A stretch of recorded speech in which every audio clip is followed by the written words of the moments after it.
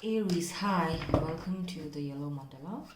Let's look at your 2022 themes, your expectations, your challenges, and advice.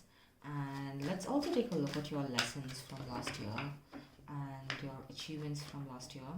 And I'll also use the Indian Tarot deck to get an overall theme, alright? If this video resonates, please hit that like and subscribe button and join the Yellow Mandala family, okay? Now let's get started. You have the lesson from last year's Four of Coins. Your achievements from last year is the Judgment, okay? Now your expectations from this year is the Wheel of Fortune. The challenges is the Nine of Swords. Your advice is the Three of Swords. Alright, Aries. Still thinking about what happened in the past and not letting go of that hurt and anger. I mean, we all know that Aries is headstrong and stubborn, and but you're not but the Scorpions are not to be vengeful, right? I mean, just a general characteristic of the zodiac signs, but beyond that, you're still thinking about a hurt from past. Okay, what's your overall theme for this year? The Moon card is appearing everywhere. All right, now let's get started, Aries. I mean, I don't want you to get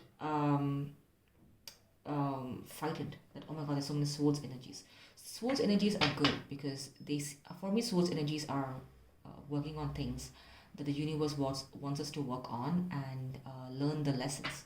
But then you have the brilliant Wheel of Fortune on your side the whole year. That's your expectations for this year. You have the Wheel of Fortune. Things are constantly going to be turning out into your favor, all right? So this is brilliant. I love this read. Now let's get started. Now the lesson from last year is the Four of Coins. The Four of Coins is you could be dealing with a situationship. I don't want to use the word relationship or anything because for some of you it could be a love matter, for some of you it could be a career or a family matter. So the situationship, the person that you're dealing with could have held back a lot of affection and love towards you. You could have been like maybe or some of you were even like ghosted or left out on the cold.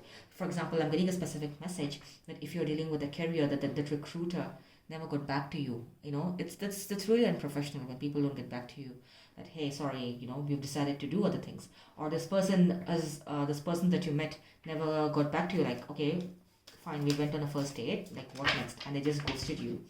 So that was your lesson, to not let people walk all over you and get that, create the thick skin around you, like not everyone has your best interest in their heart. So don't just keep giving too much of yourself to people because not everyone respects that. All right.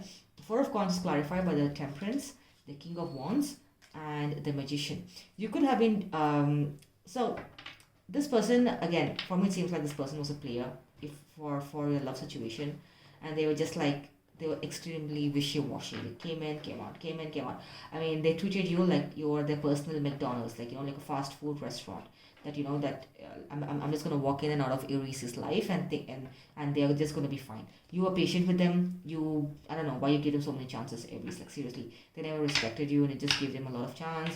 They took you for granted. They were like, you know what? I'm just gonna do what I want to do. I'm just gonna like play with their feelings. I'm gonna do all that, and Aries is just gonna be okay with it because Aries has been okay with it in the past and they will be okay with it in the future.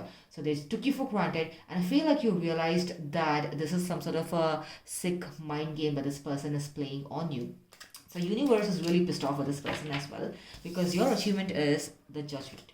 So I feel that something came up and then you had that, I don't know, that moment of like, wow, this person sucks, right? So Judgment is your clarified by the Three of Pentacles, the Two of Wands in reverse, and the Four of Swords. So what happened is that you realize that that this person's taking me for granted. Like, yes, I kept giving. My cup has almost become empty. And what am I doing? This person's treating me like I'm their option number Z, and I'm treating them as my option number A. And this is not fair. This is not fair game. So what I'm going to do is I'm going to like leave this person, and like I'm not going to hold out my cup of love, my cup of passion, whatever to them. I'm just going to focus on myself, and I'm also going to recuperate and think about all the things why I gave so much of my time to this person. But the universe is like, hold on, it's going to be judgment. This person will be punished. Maybe this person got their own tower moments, and But you realize this. That's important. Sometimes we just get caught up in this whirlpool called love, and we don't realize that some people are just drowning us. All right. So sometimes someone just throws you that life jacket and just saves you. That's the universe. All right. Now you have the most beautiful Wheel of Fortune in your favor. The Wheel of Fortune. This person is extremely happy to be releasing themselves from that cobweb of emotions, from the cobweb of negativity, from the cobweb of toxicity, and that's clarified by the Two of Pentacles upright, the Three of Swords in reverse, and the Five of Cups. So this person's realized that, oh my god, I've hurt my Aries so much. All right, there's so much of hurt. I behaved like an immature a-hole, and I kind of like juggled with a lot of things. So the Wheel of Fortune means that for some of you, this person could come in as a newly changed person. For those of you who are single, you could literally be attracting someone amazing in your life, because whenever I see Wheel of Fortune in your favor, it's beautiful. It's not a challenge or an advice. It's an expectation. So things will constantly keep working out for you this year, and you'll be like, oh my god, why am I like so lucky? Like, what did I do? The universe is like, Aries, just take it. You deserve it. All right.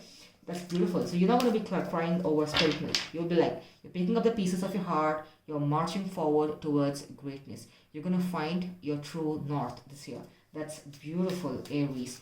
Now you have the Nine of Swords as your challenge. Why? Overthinking. Clarified by the High Priestess.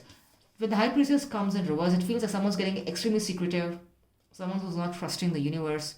You don't want to trust your own self. You feel like, I gave myself so much. Yeah, now I've realized that I gave myself so much, but I don't know if I can do that again. I don't want to be taken advantage of. So you're not listening to your intuition. Your intuition is like, this happened for a reason. You were about to give too much of yourself, but then you just saved yourself from much hurt and much anguish. Eight of Swords. Oh my God. So and last one, Six of Pentacles. So right, I feel like you are overthinking as of this new person. If the Wheel of Fortune turns into your favor, and if there's a person walking into your life, you're like worried, like, is this person going to give me that equality? Because I just kept giving. Will both our cups be like 50-50? You know, or it shouldn't just be like I'm giving 90% and this person gives 10%, which is fair because you're going through a fair deal of fight here, all right? So you're like thinking the crap out of the situation, and the universe is telling you that this is your challenge, to not overthink things. I mean, this is like a common theme for everyone. A lot of people are overthinking, which makes sense because, you know, we've been hurt. And when you're hurt, you want to protect yourself and you end up, overthinking it. Now, Three of Swords is your advice, like being hurt by someone you really, really care about. And the advice is clarified by the Eight of Wands upright, the Nine of Wands, and the Nine of Swords downright. The universe says you have upright Nine of Swords, you have downright Nine of Swords. The universe says that this overthinking, the sleepless nights, needs to come to an end. Like, yes, you were hurt. Yes, it was a part of a divine orchestration, divine plan. But then your person, the Knight of Wands, all right? This person's gonna, come in properly. Like, yeah, the Knight of Wands could be someone who's reckless, immature, but there is going to be a lot of communication. If you're dealing with a long-distance relationship, it's going to come in, you're going to sit and talk about it. And it's important because when you're overthinking, your emotional part is in overdrive. And the moon as a theme indicates that you have these two triangles, upward and downward, right? They are a reminder that you need to balance out your masculine and your feminine energies. You need to balance out your yin and the yang, the Shiva and the Shakti, okay? So the Chandra card reminds us that when we over-logicate things, we choose to forget the people who care for us. When we are over-emotional things, we choose to forget the people who care for us. So basically, you're the loser at the end of the day, which makes sense because you're hurt, right? But then you do that inner work, and then you come out of it when you're getting proper communication from this person. But the person is going to arrive into your life. Give them the chance. Sit and talk to them because it's a new year. A new version of you is going to be born. Now, this is clarified by the Six of Cups in reverse, the Four of Pentacles, and the Ten of Pentacles in reverse. Again, like you're overthinking things. The Moon card, your emotions are in an overdrive. You're again thinking that the Four of Pentacles energy will be like a rewind kind of a thing, like a broken tape record. And this person's not going to love you, and you're doubting the Ten of Pentacles, the leaving behind legacies, starting off a new life. You're doubting all of those things, and you're only concentrating on the negatives of whatever happened in the past. So, again, have an open mind. Everyone makes mistakes. Even you must have made a mistake with someone else. So, if your gut feeling says, give this person a chance, listen to your gut feeling. That's why the High Priestess is here, alright? Now, let's get a final advice for Aries before we close this out. The High Priestess upright. Oh my God, that's why I love Taurus. The High Priestess advice is from a challenge. She is your advice. She's called a Shakti, all right? She is the Mahishasura Mardini. So all the gods, as per the mythology, all the gods came together. They gave forth all of their strengths, and from that was born the Mahishasura Mardini. Why is she called Mahishasura Mardini? Because she killed this Asura, this Rakshasa, this demon called Mahishasura. He was undefeatable. He couldn't be killed by anyone except this female force. So remind yourself that you have the strengths of all the gods and you can defeat any situation that might come into your life. It's a beautiful read. You have the Wheel of Fortune in your favor. You have the High Priestess upright as your advice. All right. So summon that courage and summon that strength, and everything is possible. Happy New Year and take care, Aries.